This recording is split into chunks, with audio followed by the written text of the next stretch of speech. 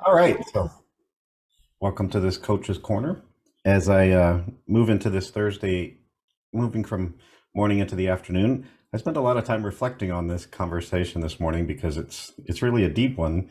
Obviously, moving into that space of telling our stories and discovering our stories and peeling back the layers of stuff, it's something we talk about all the time in our journey of transformation and a day retreat or a week-long retreat or a sound course or whatever we are moving into. The foundation of what I'm talking about is being authentic. And to truly be authentic, we have to go through the process of discovering and reflecting and understanding that we all have parts of our story that are a little more difficult to own up to than others. There's good, the bad, and in between.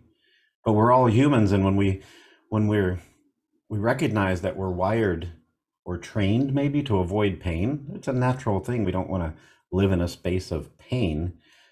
But when we avoid pain, the painful things that happen in our life, the painful emotions that come up, the difficulties and struggles that we have in our life, we end up locking them away in places that we can't often reach. Those places, those portions of ourselves that get locked in the closet somewhere with the hope that they'd never see the light of day. But the reality is they do see the light of day in the most inopportune times. And they show up in our story, in the story of our life over and over and over again. So many times the stories that we tell or fail to tell are shaping our life in a positive or negative way. But if we keep our story hidden away and we only share the parts of our life that are joyful and happy, we're not authentic. It's not real.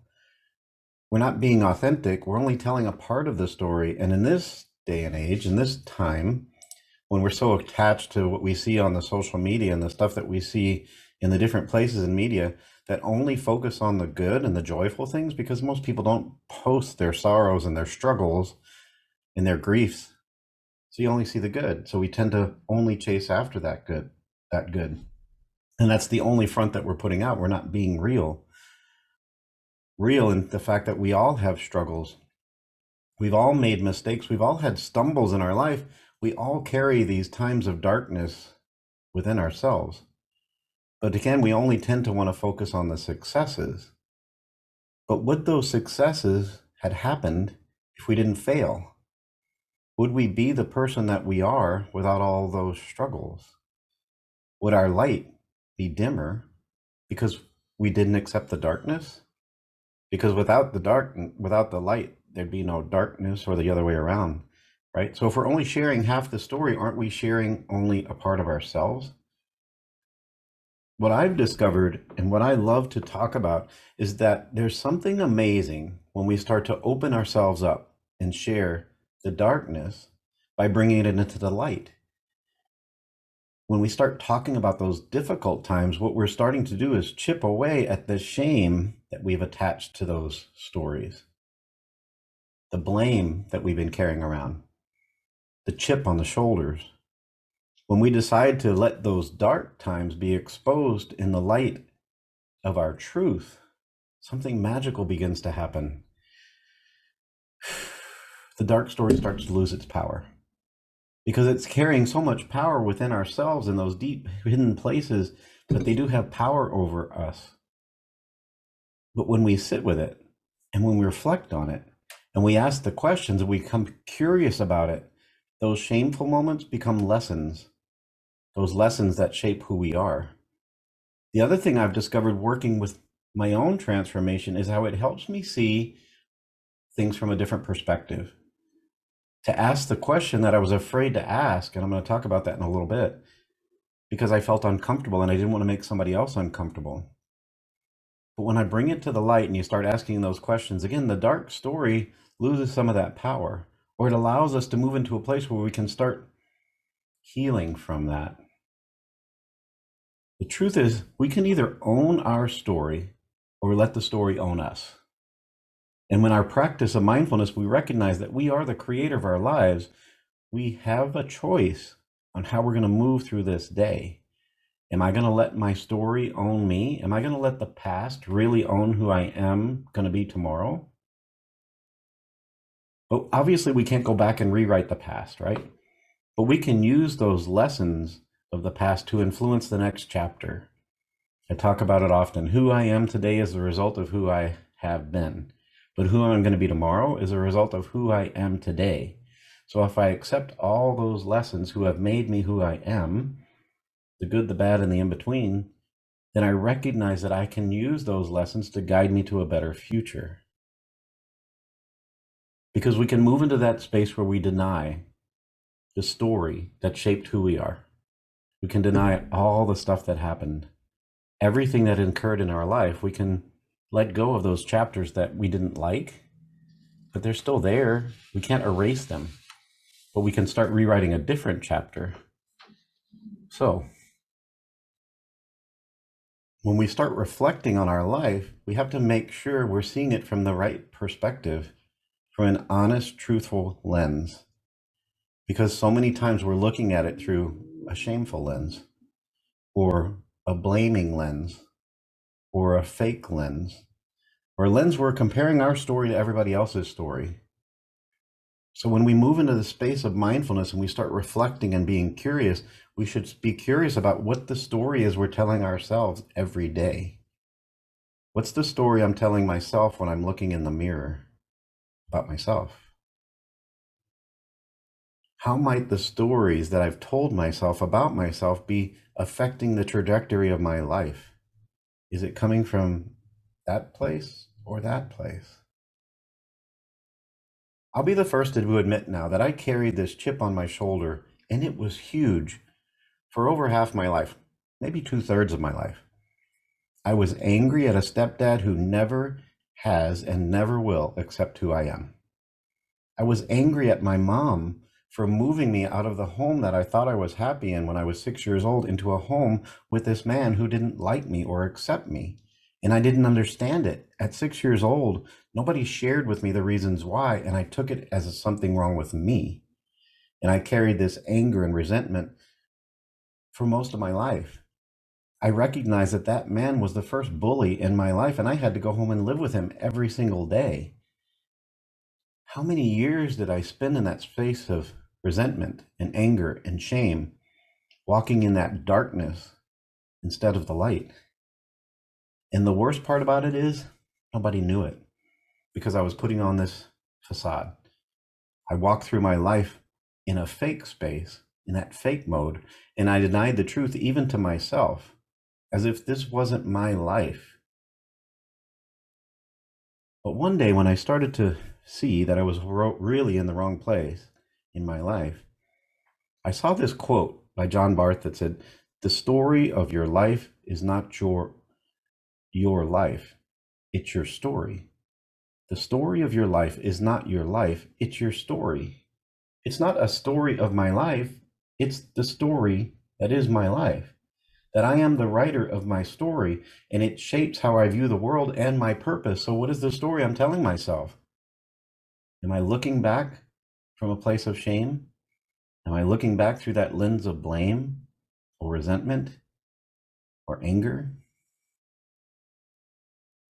I also had a mild obsession, maybe it wasn't even mild, with Joseph Campbell over the years. Some of his quotes and some of his books and some of his stories were really instrumental in my own awakening. A quote like, "Your life is the fruit of your own doing. You have no one to blame but yourself." That didn't make sense to me when I was blaming everybody else, right? But when I reflected on that, I started to see the truth in that. Another quote that I still talk about to this day is, "My sacred place is where I can find myself over and over and over again." When I first read that, I'm like, what does that mean, my sacred space? But when I started studying and digging deep into the practice, I realized that sacred space is right here. It gets me out of my head space and out of that stressed space, and I start recognizing I can find my truth and myself here over and over and over again, even in those moments where I fall back into the shame or blame or resentment. Another of his quotes is, "The privilege of a lifetime is being who you are." The privilege of a lifetime is being who you are. Not how anybody else wants you to be or expects you to be, or not even the person you thought you should be, but who you are, and recognize this is a privilege. And then my favorite one, The one that moved me into this space to start studying sound and yoga nidra and meditation is he used the word bliss. And I was like, what is bliss? That sounds wonderful, right? So the quote says, follow your bliss and the universe will open doors for you where there only used to be walls. Okay, who doesn't want to be in that space where the universe opens the doors for me and lets go of those walls, right? I spent so much time reflecting on quotes like this and seeing how I can shift my perspective. I did a lot of soul searching and reflection and meditation and yoga nidra and sound, and I began to realize that if I could move to a place of acceptance in my life, if I could really own my story, then I recognize that I can shape my future. But until then, I can never move forward. But isn't that what radical acceptance is all about?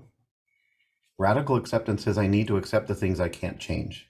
I can't change the past, so I have to accept it. Radical acceptance means I need to recognize the things that I can change. Like the serenity prayer. We move into that space where we can see the difference between the things we can change and the things we can't, and we discover the wisdom to see the difference. And we start recognizing how much energy am I putting into the things that I can't change. A lot. I was putting all of my energy into that person, that thing, that blame, that shame. But when I moved into that space of acceptance, I started leaving the blame and the shame behind. And I started discovering my true journey of being authentic. And it started with me owning my story. I had to own it. I had to talk about it. I had to discover it. I had to ask questions. The approach I took and the steps I took along this journey became my first book, the book I wrote, The Hero's Journey, A Mindful Peace, right? I looked at all those different milestones that have shaped who I am, that have made me who I am. And I recognized this is my story. This is my book. So one of the ways I kind of could look at it, I found this diagram and I'm going to share it right here, is you can grab a piece of paper and you can look at it like this. So here's where you start. You start drawing this journey and you put all these different milestones in your life. So when we're born, we start having all these expectations. As we're growing older, we make friends, we start having this wind behind our back, but then there's also a wind in our face, and you just keep going through it and you make all these different marks along the way and you start seeing where you are. It's an interesting path and everybody's is different, but it's a great way to reflect on it. So we start at our birth and we move up to present day and we put all those different milestones along that path, and we see every one of those milestones, the good and the bad, as different chapters. And isn't that what makes a great book? It's like every chapter in a book that we really want to read isn't going to be all about joy and happiness. There are sorrows, there are struggles. So what would be the chapters in your life if you started really reflecting on it and seeing it as the creator, as the writer of your own story? How would things be different? How could we change the perspective and be curious about our life instead of being stuck in that space of blame and shame? And so when we start observing these chapters, when I started observing the chapters, I began to start to see where my values and my fears and my beliefs came from. And I started seeing that that person that I carried so much resentment towards helped shape who I am, helped me discover what was valuable to me, to discover how I should own who I am, how I react to different things, how I feel when somebody else is spoken down to or bullied or shamed. When we start looking at the path of our life, we can see those chapters. Some of them served us and some of them didn't. So the question should come up. What were the moments in our life where we felt a sense of purpose? Where were those moments when I felt fulfillment? Where was I most energized? And those moments are the ones that indicate our values. Those moments are the moments that tell us something about ourselves. And we start paying attention to those. And we start connecting the dots. We start seeing what values most to me. When we do an exercise like this, we begin to see the truth. Or maybe we just start to shift the perspective a little bit. We can tell ourselves that the past doesn't dictate our future, but when we see the chapters of our life flow from one to the next, we see that the past has shaped who we are. Those things have made us who we are. All the stuff that we carry inside of ourselves come from the lessons and the stuff we carry around. And they make us react or overreact. There's still things that can push my buttons, and they're all connected to something that's happened to me in the past. So when we start reflecting on that truth and we can reframe it into a story that serves a purpose, we can start seeing that we have the opportunity to shift and change from a place of blame, from a place of shame, to recognizing that we are the one who's writing our story. And if I could go back, my story would be completely different, but I can't go back. So I can make my story different from this point forward. Every great story has tension. And the main character of every story goes through messes, right? The hero of a story goes through some type of transformation. That's what makes a story great. That's what moved me into that space. We watch the transformation of the underdog and witness how they turned into the hero of the story. We all tend to root for that underdog, right? The one who's overcoming such great adversity. That's us. That's our journey. That's what makes us the hero of our story. That's what moved me to write that book from the perspective of, this is my hero's journey, and I am the hero of my life. I am the one constant. So what's the story we're telling ourselves? It has to be a question. How can I own it instead of allowing my story to own me? How can I recognize the truth that life is challenging? That when I want to zig, lifetime sometimes moves me into a zag, right? We can all move into that space of despair that says, why me? As I did for a lot of my life, feeling sorry for myself for the circumstances of my life that I had no control over, until I realized everything that happened in my life wasn't personal. I took it personally, but it wasn't aimed at me. I had this great moment a little over a decade ago. In the midst of my transformation, I was actually able to sit down and talk to my mom and have an uncomfortable conversation where I asked the whys of what I was holding inside. Why, at that time in my life, was I moved from my birth dad to this other person? What did I do wrong? What happened? Why didn't she ever talk to me about it, right? Why didn't he love me? And what did I do? Or why did my stepdad not like who I am? And as I sat there asking those questions, she didn't answer right away. She reflected. And with tears in her eyes, she took my hand and said, none of that was about me. She was young. She had 4 kids. My dad was having trouble with addiction, and she wanted to take care of her family. And she did what she thought was best. Boom. What an awakening. Why didn't I have that conversation 10 years ago or 20 years ago, right? Because I wasn't ready. I wasn't ready. And I don't know that she would have explained it the way she did. As we sat there talking and reflecting, I realized there's no apology necessary. She did wish that my stepdad would have been more accepting, but he provided for a family that wasn't his own. Until it was. I saw how he treated my mom like a queen. I saw how he took care of my brother, as he still does to this day, my brother who has special needs. It wasn't about me. It was about everyone. It was about life. It was about this journey. And then all of a sudden, I moved into the space where I felt selfish, but I let that go. I allowed myself to truly wake up and say, why hadn't I done this sooner? I believe I was living in a space of denial for so long that I couldn't see the truth. I was stuck in that space of resentment. But finally, I started to chip away at it. I realized I still had work to do, but I started to see things from a different perspective. The story was the same, but somehow everything changed. It was an awakening, a new chapter. Look, I still carry a lot of resentment towards a man who is a narcissist, is a homophobe. But I realized he taught me so much about life, about my acceptance, about my anger, about my hatred, and about my resentment, but most of all about love. He showed me the value. He taught me how to stand up for who I am and so much more. So I see him. After a lot of work on acceptance, I began to see him as a teacher. What a shift that is. I still don't want to have anything to do with him, but he's still my teacher. And that moved me from that space of anger and hatred. I began to take my story and use it in my practice because I saw how much it shifted me. I use it in my teachings. I wrote a book. But even after I wrote that book and I go back and read it now, I realize I still glossed over some of the stuff. So there's still more story to tell, right?